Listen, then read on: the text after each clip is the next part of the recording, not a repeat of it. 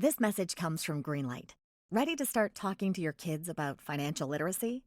Meet Greenlight, the debit card and money app that teaches kids and teens how to earn, save, spend wisely, and invest with your guardrails in place.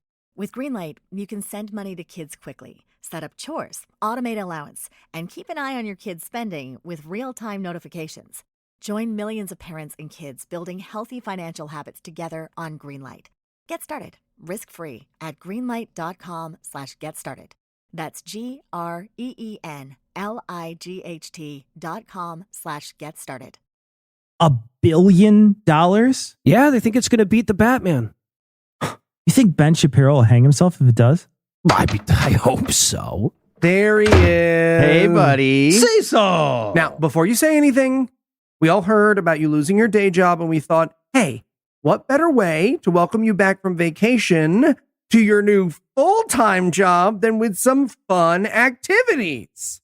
Yeah, we got a piñata shaped like your old boss. Oh, nice. And Eli found the university directory so we can make some prank calls. Yeah, we even made you a smash cake of the old building. Guys, look, I really appreciate all this, but honestly, I'm excited to start a new chapter in my life as a content creator. I'm trying to move away from the bitterness and embrace making art, which, when I think about it, I'm incredibly lucky to do. Oh, that's okay. That's really nice, actually. So, what's the essay this week? Oh, Eli's going to make fun of a rapist with a funny accent? Nice. Good to be back. Great. So can I smash the smash cake? Yeah, Heath, you can smash the smash cake. Yeah, I want to smash the smash cake. Whatever, you smash stuff all the time. Yeah, but never on purpose.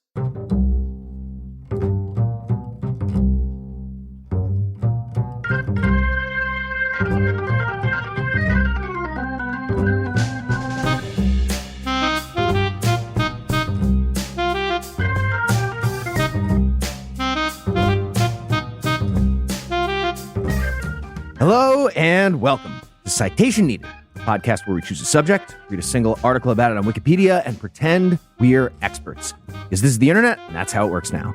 I'm Heath. I'll be hosting this discussion about a white guy in America who had a really hard time, you guys. Really hard time. And I'm joined by 4 experts on that who were also confused by the Barbie movie. Cecil, Noah, Tom, and Eli. I lost my job. Sorry, I was confused by the Barbie movie. My fault. My bad. My bad. Honestly, I'm just confused by why we're still making movies after Gerwig perfected it. So good. See, it was good, but still the weirdest Toy Story sequel I've seen yet. Fine, thank you, Tom. Someone said it. Second weirdest, actually.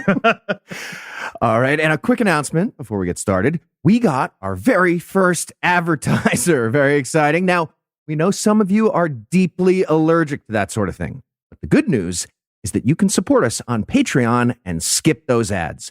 That's right.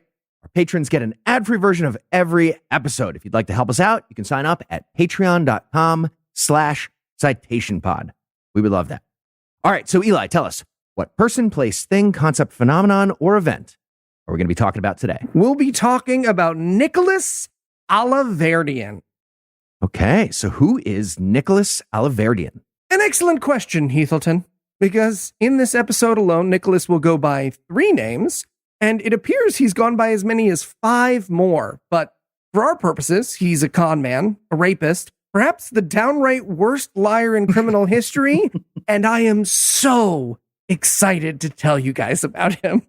I thought I was going to be a content creator full-time when I lost my job last week, but now I'll make a note here to upgrade to LinkedIn Premium. Oh, there you go. LinkedIn, get Premium. Sure. Yeah. Mm-hmm. Now, before we dive into the Olympic swimming pool of horseshit that is Nick's life, a couple of warnings. Given the fact that we are comedians, not journalists, I'll admit we tend to stay away from the living on this show. Far be it from us to accidentally damage an innocent person's reputation based on the aforementioned single Wikipedia article reading form of research we are known for on this program. But in Nick's case, I've made an exception. Because whatever else is true about Nicholas Alahverdian, he is a terrible person and a serial rapist whose life is, by his own making, a cobbled together shamble of his own falsehoods. And if I happen to add to the pile with a slight journalistic flourish here or there, so be it. That's not what journalistic That's not means. journalism. You're describing That's not. anti-journalism. Yeah, That's that's right. right. Exact. Thank you, Heath. Thank you. Just say flourish. Thank you. The point is, I hope he hears this, and I hope it hurts lie. his fucking feelings. I agree with that, though. You got me back with the last line. Guys, do we not have a no rapists for the comedy show policy in our handbook? Tom, I've told you before, there's only so much room on the fucking whiteboard. Exactly. Yeah. Buy another whiteboard if you want to make rules. Born July 11th, 1987, Nick had a bad childhood. Who fucking cares? 3/5 of this podcast had a bad childhood and none of them raped anybody. Who's the two? Oh, Yeah, great question. Yeah. who? Come on. Wait, who do you think? Do you think I had a good or bad Oh, childhood? I didn't Eli? know that you knew you had a bad childhood. Great. 4/5 of this podcast had a bad. Because sometimes he's like the toothpicks were a learning tool, and you never. I don't know. I had an amazing childhood. Okay. See What? Now- 3/5. That's why I went with 3/5. All right. I was lower middle class. I played a sport most of the time. That's right. You I got had to a high box. five your dad Shit on your himself birthday. and puked at the same time in Action Park. Exactly. Live the dream. My Nothing dad better. outlived Eli's, and that's all that matters. Yikes. It's true, and we were betting on that. The point is, we're here to make jokes about a shitty asshole who sucked, and I want to get right to the good parts. If you want empathy, go listen to podcasts with better people on them. No. If you want empathy for rapists, you go listen to podcasts with worse people on. No, that's fair. True. A lot of options. And in that vein, Mike Tyson was on Joe Rogan 3 times. It's There, true. there you go. It's There's true. one. And he's asked There's a to be lot on to this choose show, people. He's asked. We keep saying no. Keep saying no. He says, please. And we say no. Anyways, in 2008, Nicholas enrolled at Sinclair Community College, where he promptly sexually assaulted a fellow student. See? Aren't you glad we didn't waste any time on his childhood? Anyway, he was convicted of public indecency and sexual imposition for the incident and was required to register as a sex offender. Now, I know what you're thinking. Eli, I sure am glad you skipped right to this hilarious sexual assault. My goodness, there are just too many jokes for your companions to write. But I promise this is where it starts to get funny because Nick has never committed a crime that he didn't try to cover up in the dumbest way possible. And this first 2008 conviction is no exception. Okay, so he sets up a press conference at the Four Seasons. He believes it's the hotel. Pretty close, Heath. Second Does not stupidest go way well. possible. Pretty Okay. close. So in 2011, he filed a motion for a retrial based on a MySpace post by his victim admitting that she had made the whole thing up. However, and I'm quoting Wikipedia here, quote, at an evidentiary hearing on February 28th of 2011, a computer forensic expert testified with 90% accuracy that the post had been altered or fabricated entirely. The motion for retrial was dismissed by the reviewing judge, end quote. This poor forensics expert in 2011 thinking checking a MySpace image is the height of absurdity. This is not the future you deserve, little buddy. This is not it, man. No, it's not. No, it's not. But there's more stupid, I promise. Again, Wikipedia doing the heavy lifting for me here. Quote, in April of 2013, he tried to sue Sinclair Community College, Dayton Municipal Court, and multiple others in the Southern Ohio United States District Court for making serious life-altering false accusations and claimed he was deprived of a jury trial.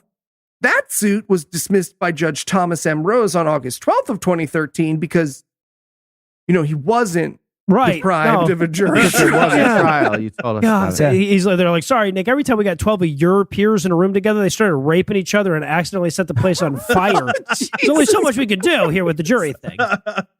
Okay, but there's more. Again, quote, Alahverdian also sued his victim. Oh my God. Accusing her of libel as she had described him as crazy during the trial. Alahverdian's claim, like his personhood, was found to be without merit.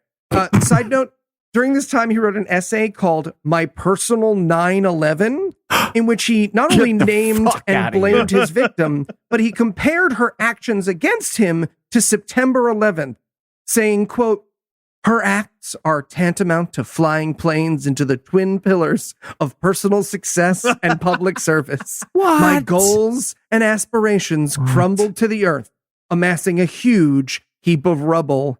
End real quote. Okay, well, so really just the New York City part of 9/11. But it was pretty bad, you guys. It was pretty bad. And the Pentagon of my soul. Fun fact, Nick's essay was picked up by men's rights activists, where he thereafter served as a brief figurehead. Oh, fun fact, he signed the essay Rosa Parks. Yeah, Rosa Challenger Parks. Yeah, so Nick briefly studied comparative literature in an extension program class offered by Harvard University, but in 2012, he was administratively withdrawn from the course when the university learned of his sex offender status. This, however, did not stop Nick from listing himself as a, quote, Harvard scholar, political scientist, and sociologist on his resume for years afterwards. Also, skills include sex with a woman that one time. Yes, I did. And finding your card inside a lemon. Is this your card? Okay, Heath, I don't want to start a precedent of calling out the essayist on air. Continue, Eli. Thank you, Tom. So Nick spent the following years raping and abusing people, none of which is funny, so I won't give you the details. But it's worth pointing out that Wikipedia lists no less than 2 ex-wives, 3 restraining orders, and 5 separate rape accusations against him, one of which we'll talk about a bit later. But by the end of 2019, the jig was truly up. Nick learned that the FBI was investigating him for fraud. According to his stepmom, he had taken out 22 credit cards in her name and run up a debt of over $200,000. And then he wrote an essay about it, and he called it his own personal 2008 global financial crisis. The Holocaust of interest payments on me. It was a Holocaust. No other word could describe what's happened to me. Bravo. Hold on. Jesus. Holocaust. So, but the guy's gathering up different types of sexual assault accusations, like he's trying to fill in the 12 Days of Christmas song, but credit card fraud, right? That's where we drew the line. Jesus. Yep. Barbie was right, man. She sure was. So coincidentally, in January of 2020, Nick reported that he'd been diagnosed with non-Hodgkin lymphoma. And when I say Nick reported, I mean he put out press releases to dozens of news agencies. The Providence Journal later stated that Nick, quote, insisted that they report his illness. Later, a person claiming to be Alahverdian's widow, Pin in Her, stated that his illness had lasted for months and included heart disease and heart attacks. Okay, clearly just a liar hearing a tiny bit of silence after the lie and panicking, being like, yeah, he had cancer. It was cancer. And fucking heart attacks too. Stroke. Just reading the side of the cigarette box and emphysema. Low birth The weight. heart attacks were like a jetliner into the pentagon of my heart. Fuck. 9/11 again. Yes, according to his obituary, Nick succumbed to the disease on February 29th of 2020. The person claiming to be his widow said that Alahverdian would be cremated and his remains scattered at sea. She refused to provide copies of Alahverdian's death certificate to the Providence Journal. Would a MySpace status about it suffice? One of those. He's dead and he's cremated, and then his ashes, they got hurled into the ocean. Oh, and also he has a twin brother, but no one ever mentioned him. But if you see him, that's not Nicholas. That is the twin, but his middle name is Nicholas. But in case he responds, if you call out, and is it hot in here? Everybody is hot. Nicholas. Yeah. So the rest of the world almost immediately called bullshit. Nick's biological mother approached his stepmom in July of 2020, asking her to look into Nick's death, concluding, I shit you not, that the only person who could have written an obituary as admiring and complimentary of Nick was Nick himself. She's like, look, I caught my son masturbating several times. I could tell who wrote this. I know who wrote this. He actually wrote another essay called My Personal 9/11 about that incident. It was really tough. Slavery. Wikipedia- It was slavery. Wikipedia even got in on the action. Side note, I don't know if you know this, but there are entire blogs dedicated to discrediting Wikipedia. They're mostly run by like right-wing loons in the desperate hope of winning a fight with their niece at Thanksgiving, but they do occasionally catch a real thing by accident. So in late 2020, about a half a year after Nick's death, one of these websites, Wiki Idiocracy, get it? Oh, that's No. awful. stupid over there. Anyways, that blog noted that multiple Wikipedia accounts created by Alahverdian had edited the Wikipedia page after the date of his purported death, and that one of those accounts had tried to remove the image of Nick and replace it with an image of a different person. The other person's Osama bin Laden. Also purportedly buried at sea. Oh, 9/11 again. Oh, it's all coming together. Remember how I put a pin in Nick's so-called widow? Well, let's pull that pin out. Again, I'm going to quote from Wikipedia here. On February 1st of 2021, the Providence Journal published a follow-up of their investigative report of January 27th, 2021, stating that they had received a rambling, often incoherent 9-page email from someone stating they were Alahverdian's widow. The email leveled criticisms against several parties, such as the victim of his sexual offense, the police officer who took the sex offense case, the judge who oversaw it, and Alahverdian's former foster parents. They also reported that several months after Alahverdian's reported death, Father Bernard Heasley, a priest at Our Lady of Mercy Church in East Greenwich, received a request for a funeral mass from a woman claiming to be Alahverdian's widow.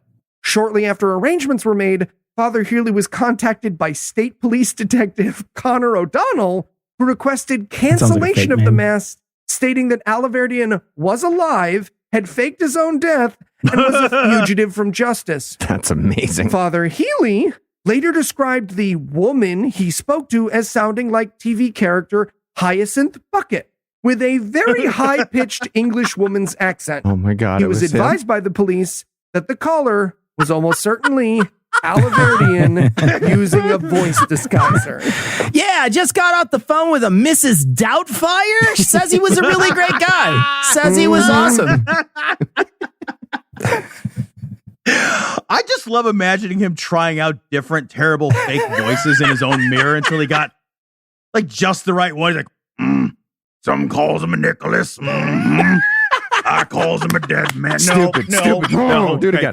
This- hello and welcome to Nicholas, who is Okay, very that much one's- not alive. No, that feels racist. racist. No, okay. Oh, hello. Nicholas needs a funeral pip. Yep. That's the one. Yeah, Nailed fucking it. awesome. Exactly. And that is where the investigation ended. That is, until just last year when a global pandemic would deliver Nick to justice and into comedy history forever. His own personal global pandemic killing billions. So sad. All right, well, we'll find out how that goes after a quick break for some apropos of nothing.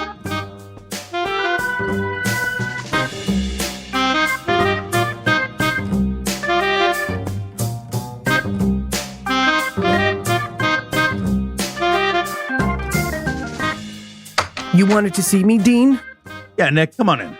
Sure.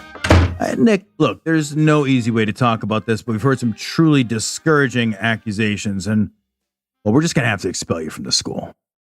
I see. Sir, I understand, but before you make your decision, can I ask you to look at something? Sure, but, Nick, this is a Post-it note that says, nuh-uh on it. Pretty powerful stuff, I know. All right, well, I have algebra, so I'll just be getting on my... No, Nick, this is nothing. You're still kicked out of school. I mean, look, Professor, I don't want to have to bring up my medical condition, let alone yours. But I will if I have to. What are you talking about, Nick? Well, you see, Professor, I am rubber, and I know for a fact that you happen to be glue, so whatever you say... Now you're just embarrassing yourself, okay? Smoke bomb! It's not a smoke bomb, Nick. That is a wolf popper, and it didn't go off, and I can still see you. You can't...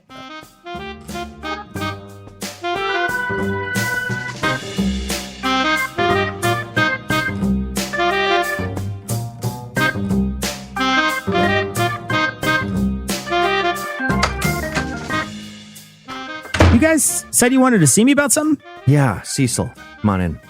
And have a seat. What? Why are you guys sitting in the same chair? We couldn't agree who the boss was, and so this is our compromise. Weird. Anyway, what's up? So it's come to our attention that, wow, yeah, there's no easy way to say this, that you are a big phony. Big fat phony, yes. Okay, wait, what? Why? Well, as you know, Heath and I were under the impression that you had foodomancy powers, but recently it's come to our attention that anyone can cook a delicious meal right at home with HelloFresh. What's HelloFresh? Ah, we got him. We New got him. tab on the Nice. spreadsheet, everybody. No, yeah. guys, you cannot do that on Citation Different Needed. LLC. What are you doing? Noah. You're ruining the ad Also, experience. get out Noah. of the ad. Get out of the ad. Fine, I'm going. Anyways, to answer your question, Cecil, 1 point. With HelloFresh, you get farm fresh, pre-portioned ingredients and seasonal recipes delivered right to your doorstep. Skip trips to the grocery store and count on HelloFresh to make home cooking easy, fun, and affordable. That's why it's America's #1 meal kit. And with HelloFresh, pre-portioned ingredients help cut down on food waste, while their step-by-step instructions make cooking a breeze instead of a chore. So no more sending us out on your little errands, Cecil. I asked you guys to pick up carrots one time. And It's exhausting. when you need dinner fast, don't call for delivery. Think HelloFresh. Their fast and fresh recipes are ready in just 15 minutes or less. Plus, HelloFresh is 25% cheaper than takeout. No waiting hours for your soufflés to ripen What's or whatever they do. What? It's true. HelloFresh sent us a box to try when they became a sponsor. And as a dad on the go, I love how the bags unpack into the fridge in seconds. That's why I, Tom Curry, personally endorse HelloFresh with my life. Tom, you don't have to add with my life in the personal endorsement. It's not. Well, I Oh, do, okay. Noah. Okay. With my life. Noted. So go to HelloFresh.com/citation50 and use the code citation50 for 50% off plus free shipping. Yes, go to HelloFresh.com/citation50 and use code citation50 for 50% off plus free shipping. Guys, HelloFresh sounds great, but I never told you I had foodomancy powers. You just never pay attention when I talk about cooking. What's he saying? I don't know. I wasn't listening. He's probably apologizing to us or something like that. Oh, we forgive you, Cecil. Yeah, it's all good, buddy. We forgive you. I hate you guys. Move over. You move over. You move over. You're You- hanging you on my move- leg I'm- area. you're- You're we- just draped over it. You are.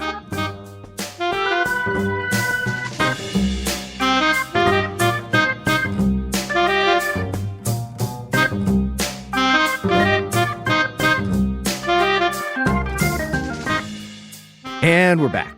When we left off, we were promised self-inflicted justice. So let's have it, I guess. Eli? All right. Yeah. So, first, some quick clarifications as to the actual timeline. It appears Nick moved to Ireland in 2019, and from there, he traveled to South Bristol, England, where he met his current wife, Miranda Knight. More on her later.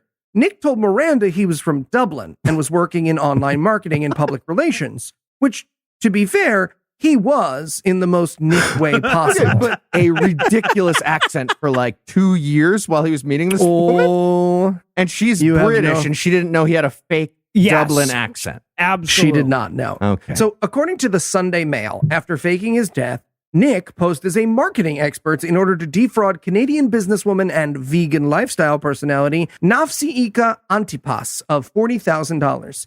He accepted her employment and a salary of $100,000 a year. But after failing to produce anything at his job, Antipas fired him, at which point Nick sent her near constant abuse and threats, and when that failed, posted lies about her online that were very clearly written by him. And then Elon Musk replied right underneath and just said, concerning. In 2021, Nick and Miranda moved to Glasgow, Scotland, perhaps in preparation for his eventual occupancy in hell. There, he assumed the name Arthur Knight. You know, because England. That's Sterling amazing. Pound. Nope. Stupid. James Bond. Fuck. Yeah. No, to be clear, So at good. least 4/5 of this podcast do know that Scotland and England are different places. I just wanted to clarify that. And hey, look, I don't want to step on any jokes you guys might be about to make, but a notebook of Nicholas's was eventually presented in court with the other names he decided against. They include, I'm not making any of this up, I had to put the fucking picture in the notes. Charles King, Yes. Robert Hood, Yes. Amazing. Benjamin Biggs. Benjamin Big. And my favorite, Warwick Castle. That's so good. First name Duke, middle name of, last name York. Sounds English, everyone. No, guys, this list has Adrian Wall on it. Adrian Wall is so good. That's It's so stupid. good. The stupid managed to loop back around to genius. Yes, So that good. would have been the best one by far. Oh, That's genius. Fucking 100%. Okay, looking at this list, I would literally pay any amount of money to hear what made him cross off something from this Yes. list. Yeah. How did he say crossed off no? Adrian Wall, and he was like, too clever? No. Arthur Knight. Even I wouldn't believe me. No. Okay. Anyway, Arthur claimed to neighbors to be a professor teaching at the nearby University of Glasgow. He used an English accent, more on that in a moment, sported blonde hair and a blonde, not-so-stylish mustache. It is also worth pointing out that for someone on the run, Nick did a terrible job of hiding his identity. Before he was arrested, Nick was already known to his neighbors for his political rants and violent outbursts. He had even started a podcast. Nice. Okay. You gotta stick with a blog at that point if you want Yeah, anonymity. you'd think. Well, now, as Eli would be happy to explain, Heath, brilliant accent work is wasted on a blog. So, Sure. Thank you. sure. We don't talk enough about the upsides of COVID. Bunch of racists died. Looks like we'll have a cancer vaccine by the end of the decade. No. And without it, Nick may never have been caught. But on December 13th of 2021, Alahverdian was arrested at Queen Elizabeth University Hospital. He was, at the time, receiving treatment for COVID-19 under the name Arthur Knight. But Nick treated everyone at the hospital so badly, screaming at and threatening staff, that they started to suspect he was not, in fact, the religious education teacher he claimed to be. Nick was identified by the observation of his very distinct tattoos, which matched police records, though scarring on one of his arms suggested Alahverdian had half-heartedly tried to remove one of the tattoos. All right, man. Did you draw a blonde mustache and glasses on all your tattoos? What are you doing? I looked up his tattoos, by the way. So, sir, do you have a homoerotic angel posing naked under a huge anchor tattoo? Oh, no. I have a homoerotic angel posing naked under a huge anchor with an axe over it. I'm Arthur Knight. different guy. Yeah, spoilers. Another quote from Wikipedia here. On December 23rd, 2021, he participated in a bail hearing by video link from the hospital. According to prosecutor Jennifer Johnson, the court expected him to remain in the hospital for weeks due to his illness, but Alahverdian left the hospital the day after he made bail. Nick tried to avoid trial a few more times, but his antics actually earned him more press than I think he was counting on. Dateline NBC did a piece on him, which he and his wife actually sat down for an interview in, and that's where quite a bit of the world was introduced to his story. And his fake British accent that you might remember I put a pin in earlier. Well, let's pull that pin out, because you're in for a real treat. Here's a clip from that interview. What do you say to someone who believes that you are Nicholas Alahverdian? I am not Andrea. I am not Nicholas Alahverdian. I do not know how to make this clear. What do you say to people who say these are crocodile tears? He's putting on a show. This is all an act. Oh, Blow. That's a right low blow. A right low blow. Outstanding. Outstanding. So silly. Like, he might as well be just listing every single contrast word from British English to Right, American yes. English on purpose. Just like privacy, maths is a subject that I know about from school. Color. I said that with a U just now, just so everybody knows. Would an American put his oxygen in the boot of his loins? Case closed. That's my favorite. We haven't gotten to this yet, but like you can tell from the fucking clip, he's got an oxygen mask that he clearly doesn't need and isn't used to, right? Because so he's gulping down this oxygen as he fake cries, surfing the edge of hyperpoxia the whole fucking time. He's about to write the Book of Mormon by accident. Yeah. Yeah. Oh. Mhm. Also worth noting that during that same interview, to prove he can't stand up, more on that later, Arthur stands up and then accidentally flops back down into his wheelchair. It's eminently memeable. He flounces like a little kid throwing a tantrum, and it is the greatest thing I've ever seen. It's like he was trying to draw a yellow card and a penalty kick from himself. 100%. So silly. Oh, he looks like he's trying to start the wave by himself in a stadium and very quickly getting embarrassed by it. Also, with the mask and the ridiculous voice, it seems like Bane trying to sue Batman from hospice in this really sad. Yeah. It's the best. So that brings us to Nick's extradition hearing.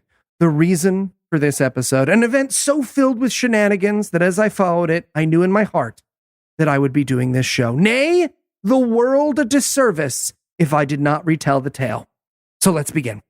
Day one of the hearing got off to a bad start when Nick arrived to court in what were very clearly judge's robes. What? But Nick explained he'd converted to Orthodox Judaism in prison, and the Halloween adventure judge costume was his formal religious dress, and not an attempt to delay the trial again. I'm the judge now. But he fucked up. He got the sexy judge costume with the exposed midriff. It was rookie mistake. Okay, but Cecil, everyone at every trial should be forced to wear a different Spirit Halloween costume every day just to liven things Hey, up. you and the Canadian Supreme Court, let me tell you. Exactly. So Nick was represented by defense attorney Mungo Bovey. Come on. The Come only on, that's lawyer not whose real. name is silly enough to not be I damaged want by to see being that associated guy's with the list of case. names. And Mungo opened the trial by moving for dismissal based on the fact that Arthur Knight is wanted for questioning in a rape trial down in England. But the judge rejected that argument since that rape trial hasn't begun yet. Nick argued that he was never served several crucial National Crime Agency documents, which are kind of like the English version of Miranda rights. But the police constable who served Nick the documents testified immediately that Nick had refused to take him, then refused to sign them, then refused to sign the receipt when he was given them anyway, at which point Nick argued in court that it was his word against the constables. Oh, you spelled your name in lowercase and you think that's an impasse? No, that's nothing. That's nothing. We're moving on with the trial. On day two, Mungo argued the trial should be dismissed because Nick wasn't brought before the sheriff in sufficient time and was not processed in his arrest at a police station. At which point, the court reminded him that his client had been arrested and processed at the hospital because he was in the hospital. Sure. Is that not base? I thought we said hospitals were safe. I was touching. As for Arthur, he showed up 4 hours late to day two because the prison van couldn't accommodate his electric wheelchair. When he finally did make it in, Mungo asked that the courtroom be sealed from the press as the trial violated his privacy, but the judge, again, said no.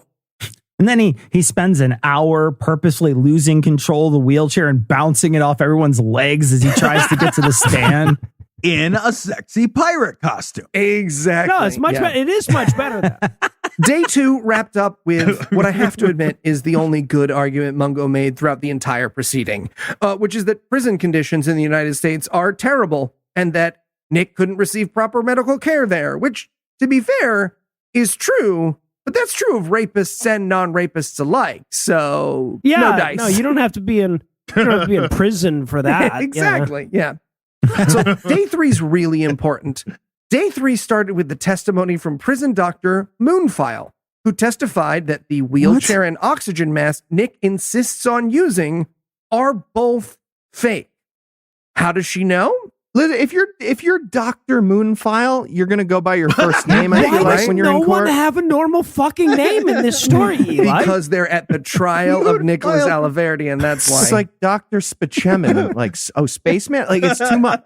So how does she know Nick doesn't need his wheelchair? Well, she presented CCTV footage of Arthur getting out of his wheelchair, kicking open a prison door, and kicking a prison guard in the face. That's how.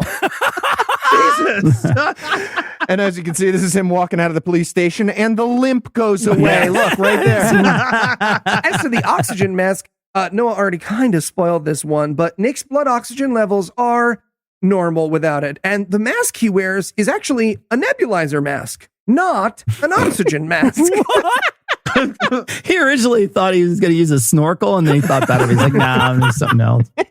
Grab this other thing. Hey, day 4, sexy there you diver go. costume. Mix it up.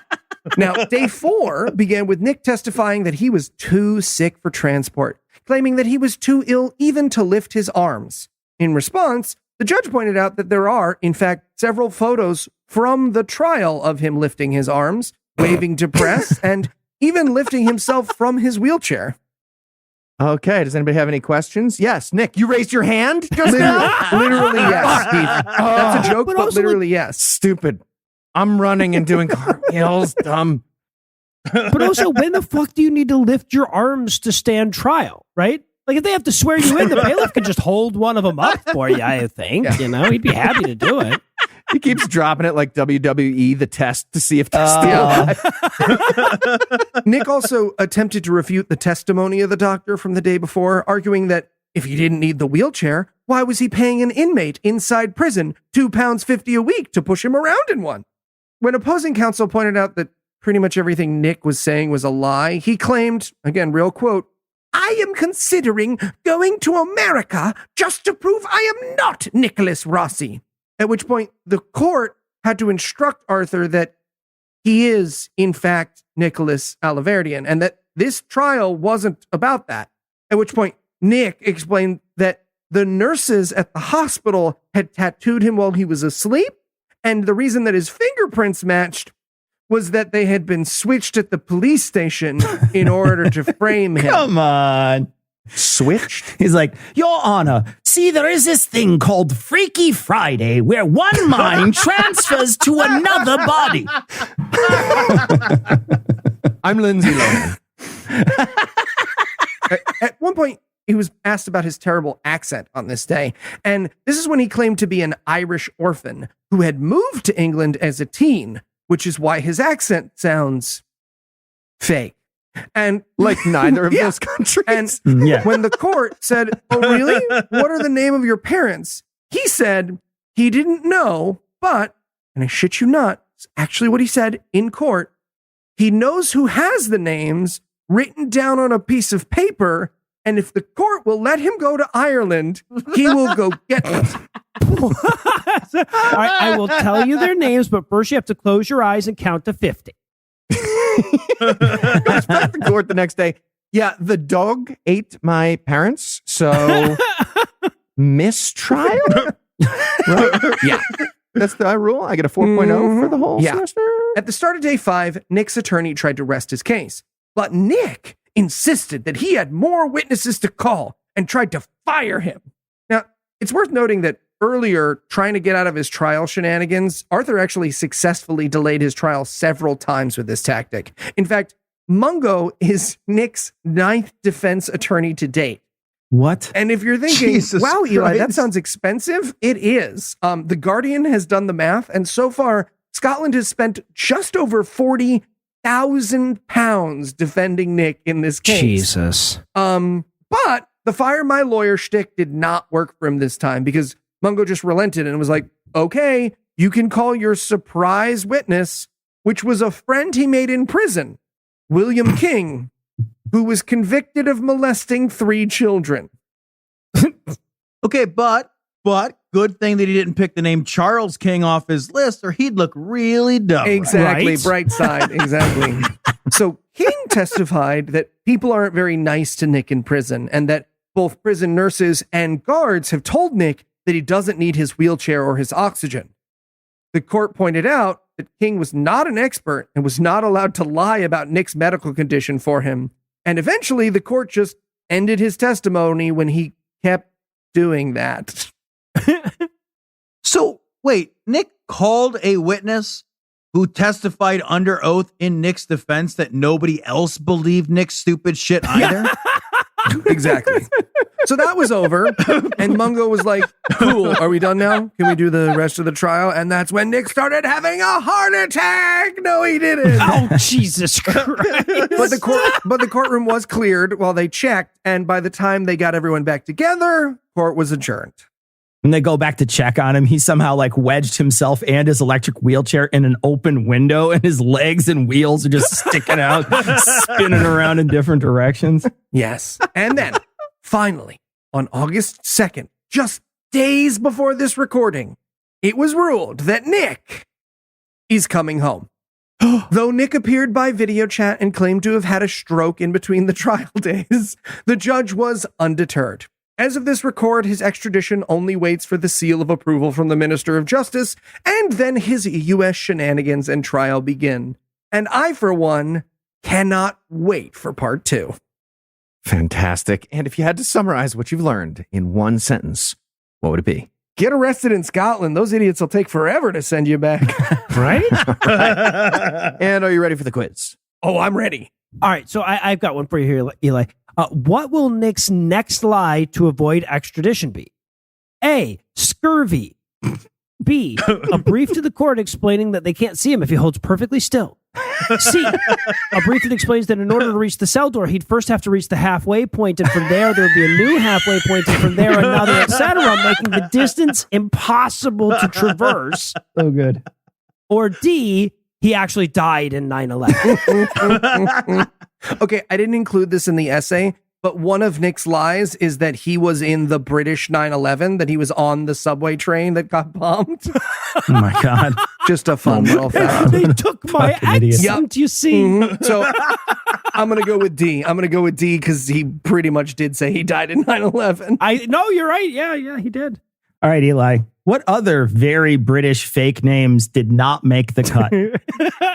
A, Roman baths. B,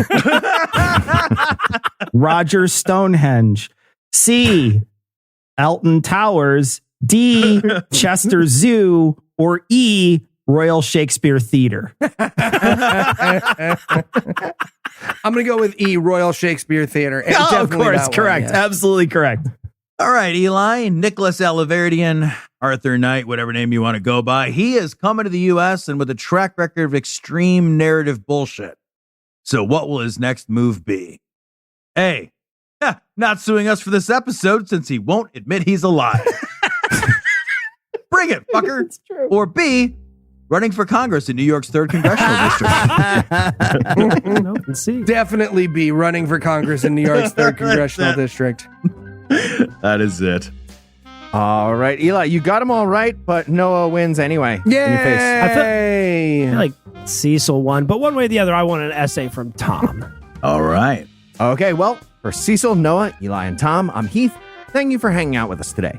We'll be back next week, and Tom will be an expert on something else. Between now and then, you can check out Cognitive Dissonance, God-Awful Movies, Scathing Atheist, Skeptocrat, and D&D Minus.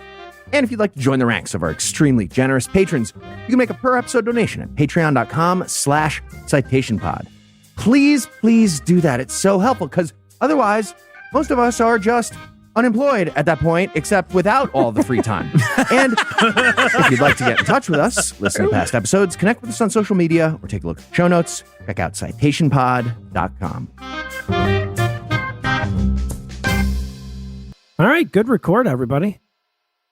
All right, so Tom and I are going for beef tallow. You guys want to come? Yeah, that sounds revolting. Yeah. No, I'm good. I'm going to hang out in the studio for a Oh, bit. you're lost. First one of the car gets to gnaw the bones first. What? No. Hey, Cecil, you want to hang out tomorrow? No day job. Hey, that's right. You know what, Eli? Sure. Why don't we try that vegan brunch place you're always talking about? You mean it?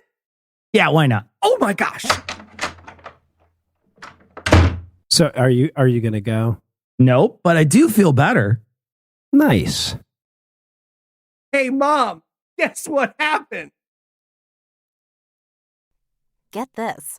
Adults with financial literacy skills have 82% more wealth than those who don't. From swimming lessons to piano classes, us parents invest in so many things to enrich our kids' lives. But are we investing in their future financial success? With Greenlight, you can teach your kids financial literacy skills like earning, saving, and investing.